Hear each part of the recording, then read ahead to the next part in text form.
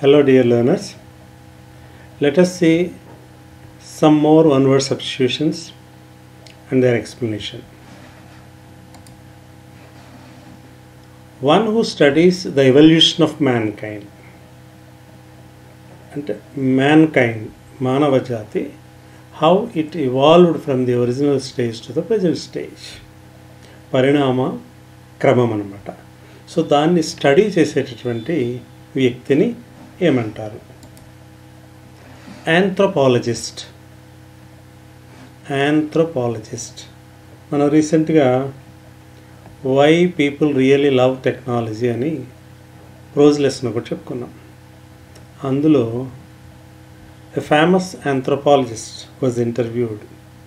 Watts the name of that anthropologist? Genevieve Bell. Yes, she is an anthropologist working in Intel. Next, government by one person. Ante there will be only one person who rules the entire country. ఒక్కరి చేతే నడపబడేటటువంటి ప్రభుత్వాన్ని ఏమంటారు? Autocracy. This is how the ruler in the autocracy feels. I rule. Always I. There is no we. Next, the life history of a person written by himself.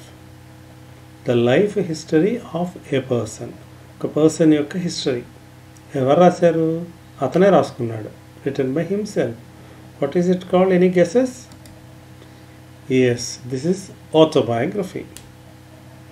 Auto అంటే by oneself, ఎవరికి వాళ్ళే అని అర్థం అనమాట. Autobiography. Gandhi's autobiography. దాని image ఉంది చూసుకోండి ఇక్కడ. The story of my experiments with truth.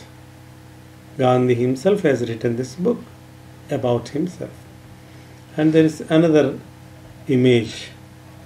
I am Malala. This is a book written by Nobel laureate Malala. This is also an autobiography. Move on to the next one. To cut off a person's infected body. See, if there is a part infected in the whole body, that part will be cut off. పూర్తిగా cut చేస్తారు. దాన్ని medical టెర్మినాలజీలో ఒక particular word use చేస్తారు. దాన్ని అట్లా మన లెక్క ఇట్లా కట్ చేయడం అనరు. Okay, what is that exact word which is used in this context?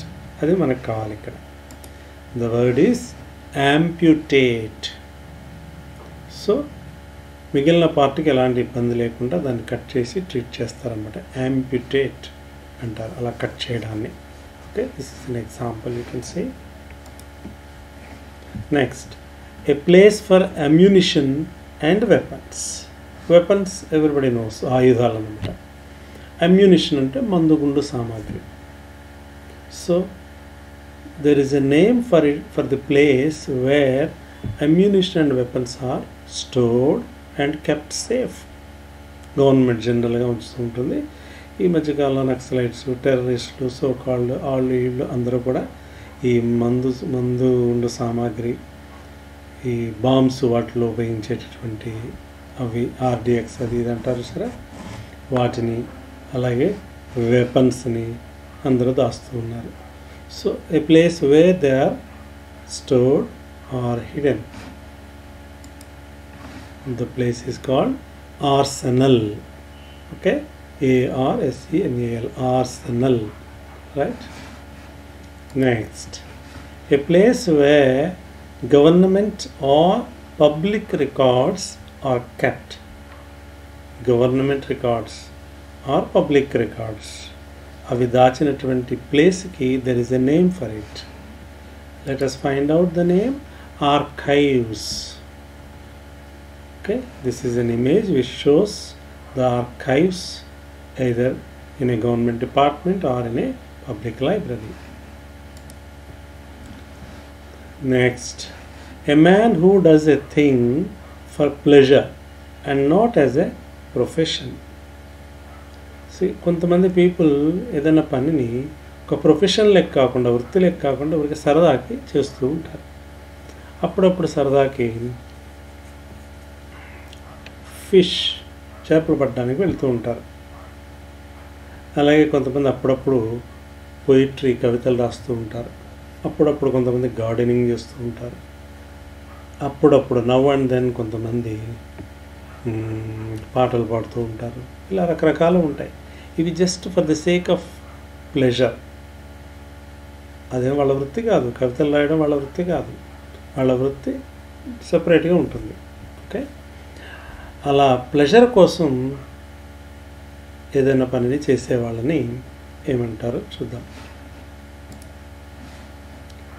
Amateurs అంటారు. సో దీనికి ఆపోజిట్ వర్డ్ ప్రొఫెషనల్స్. అంటే తను చేసే పనిని, ఫర్ ఎగ్జాంపుల్ ఆస్ట్రేలియన్ క్రికెటర్స్, వాళ్ళు they do play cricket as a profession. They don't have other jobs.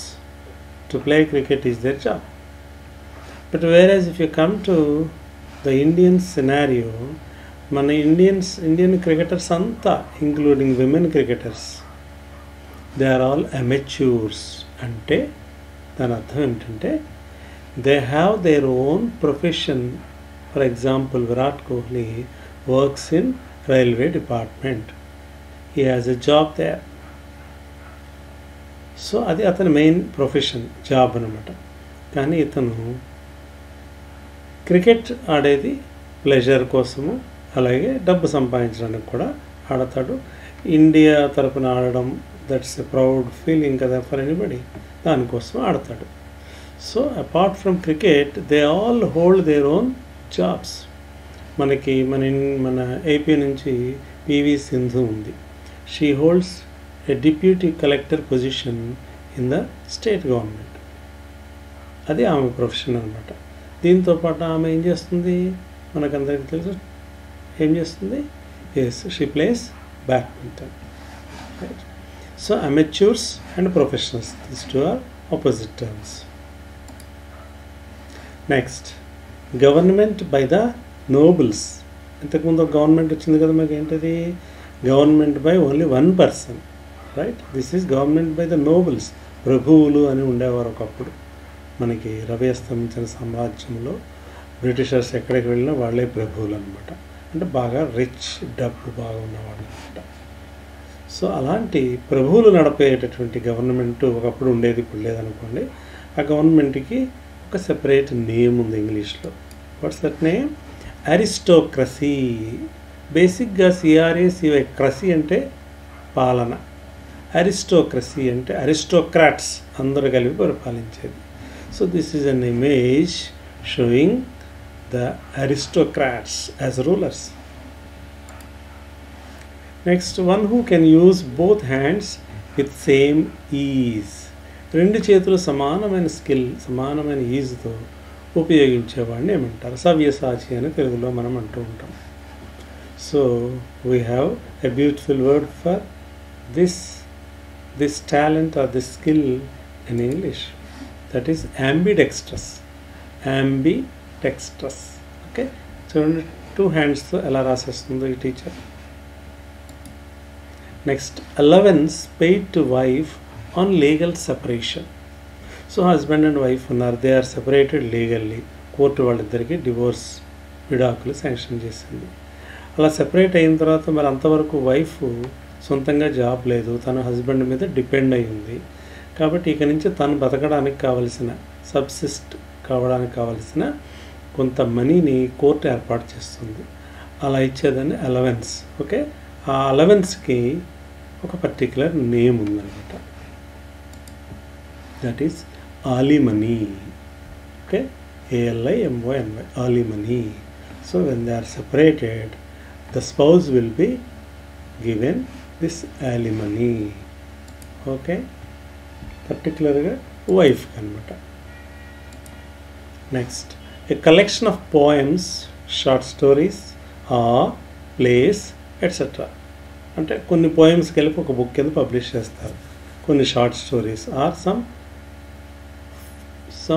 Short dramas, 4-5 చిన్న చిన్న డ్రామాలు కలిపి ఒక బుక్ కింద వేసారనుకోండి. So this is a collection of plays. ఆ collection of plays or poems or short stories is called anthology. చూడండి, anthology అని పిలుస్తారు అన్నమాట. So this book is an anthology of poems. చూడండి, ఇక్కడ చూస్తే మనకి తెలుస్తుంది, these are all poems. Next, a person appointed by 2 parties to solve a dispute. 2 parties అంటే రాజకీయ పార్టీలు కాదు, ఇక్కడ ఇద్దరు సెపరేట్ వ్యక్తులు, 2 గ్రూప్స్ మధ్య వచ్చినటువంటి డిస్ప్యూట్ని, తగాదాన్ని సాల్వ్ చేయడానికి ఇద్దరు కలిపి ఒకళ్ళని నియమించుకుంటే వాళ్ళని మధ్యవర్తి అంటారు. ఆ మధ్యవర్తిని మనం ఇంగ్లీష్లో మీడియేటర్ కాదు, అది ఆర్బిట్రేటర్ అంటారు అన్నమాట. ఓకే, మీడియేటర్ని అన్నిటికీ మీడియేషన్ చేస్తారు, that's different. The word here is arbitrator. Next one, a person who studies stars, planets and other heavenly bodies. చూడండి, ఏమేమి స్టడీ చేస్తాడు ఈయన? Stars, stars are in the sky, planets పైన ఉన్న గ్రహాలు, and other heavenly bodies, stars ప్లానెట్స్తో పాటు ఇంకా ఈ హెవెన్లీ బాడీస్ ఏమున్నాయో వీటన్నిటిని స్టడీ చేసే వాళ్ళని ఏమంటారు? ఆస్ట్రానమర్. ఓకే, ఇదేంటిది గెలీలియో వీళ్ళు వాడినటువంటి ఈ స్కోప్ అనమాట.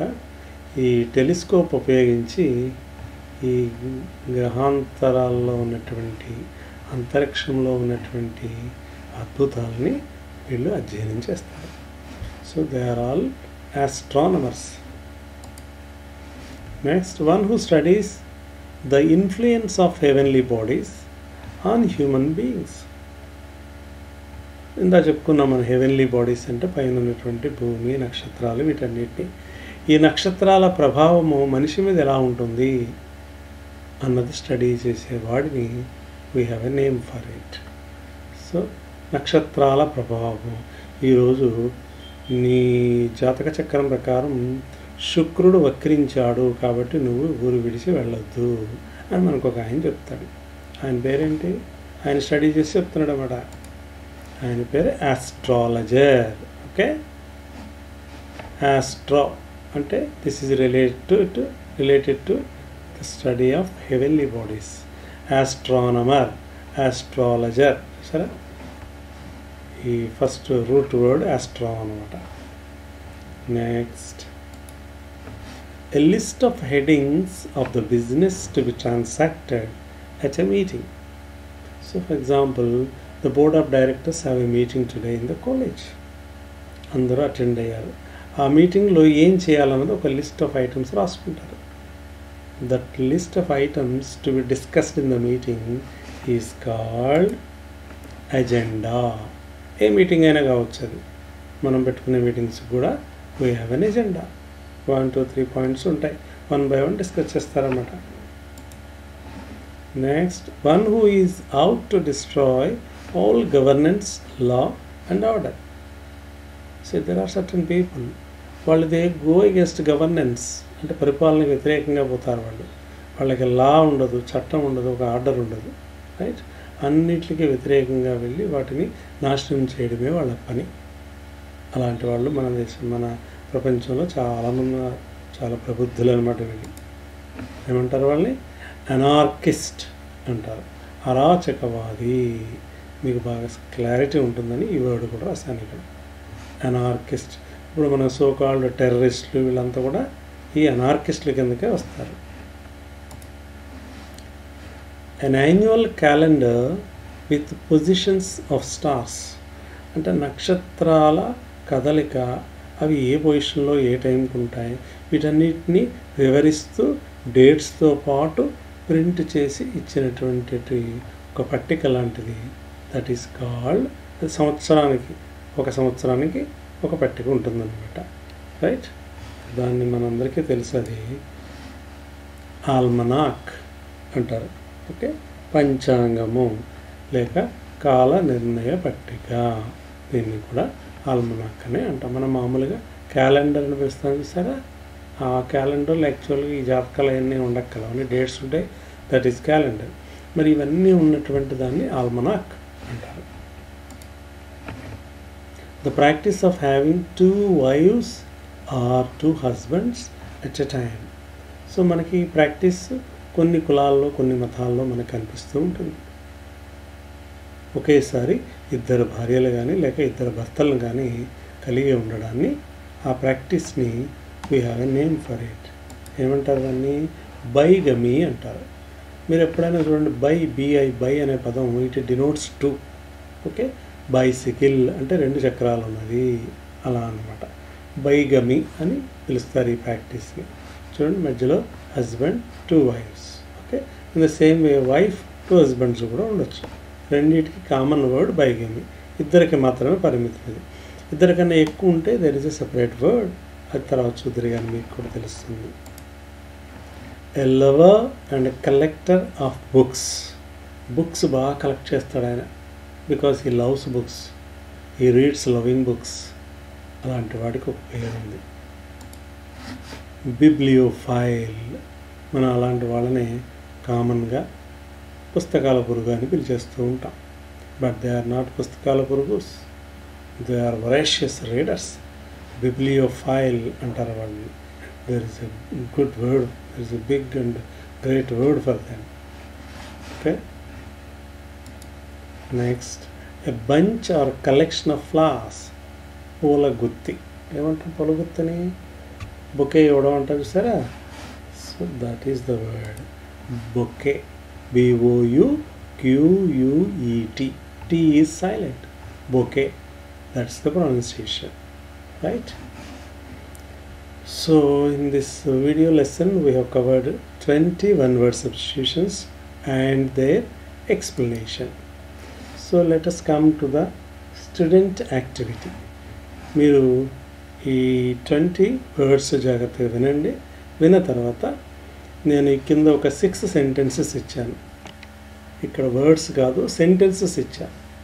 మీరు నెట్లో జాగ్రత్తగా కొంచెం టైం పెట్టి బ్రౌజ్ చేస్తే వీటన్నిటికీ కూడా 1 word you have to find out for each sentence. చూడండి, number 1, a government by people. ప్రజల చేత నడపబడే ప్రభుత్వాన్ని ఏమంటారు? ఈజ్ డాష్, ఆ వర్డ్ సింగిల్ వర్డ్ అక్కడ రాయాలి మీరు, రైట్? అలాగే second, a government by the few, కొద్ది మంది చేత నడపబడే. Third one, an account of someone's life written by someone else. ఒకని జీవిత చరిత్రను ఇంకొకరు రాస్తే ఏమంటారు? అలాగే one who predicts your future by the lines on your palms. నీ అరిచేతిలో ఉన్నటువంటి లైన్స్ని చూసి నీ జాతకం మొత్తం, నీ భవిష్యత్తు అంతా చెప్తాడే, వాడిని ఏమంటారు? The practice of having many husbands at the same time. ఒకేసారి ఎక్కువ మంది భర్తలు. ఇందాక 2 అనుకున్నాం, 2 కన్నా ఎక్కువ మంది భర్తలు, 3, 4, 5 ఎంతమంది అయినా కావచ్చు. దిస్ ఈజ్ అ ప్రాక్టీస్, ఊరికే అనుకోవడానికి అనమాట. దీనికి ఒక పేరు ఉంది. మీరు ఈ matter practice of having many husbands at the same time అని మీరు టైప్ చేస్తే గూగుల్లో, that will give you a suitable 1 word substitute for this entire expression. Okay, కాకపోతే మీరు జాగ్రత్తగా ఓపిక ట్రై చేయాలి. Next, the practice of having many wives at the same time. ఒకేసారి ఎక్కువ మంది భార్యలు అంటే 2 కన్నా ఎక్కువ అనమాట ఇక్కడ. సో ఇలా మనకి 6 సెంటెన్సెస్ మీకు ఇచ్చా. వీటికి ఒక్కొక్క సెంటెన్స్కి ఒక్కొక్క 1 word సబ్స్టిట్యూట్ మీరు ఫైండ్ అవుట్ చేసి రాసి నా పర్సనల్ నెంబర్కి వాట్సాప్ చేయండి. అందరూ మంచిగా రెస్పాండ్ అవుతున్నారు, చక్కగా రెస్పాండ్ అవ్వండి. ఈ మార్క్స్ అన్నీ యావరేజ్ తీసి మీకు డైరెక్ట్గా మార్క్స్ ఇస్తాను నేను ఇంటర్నల్స్లో, రైట్? Good luck.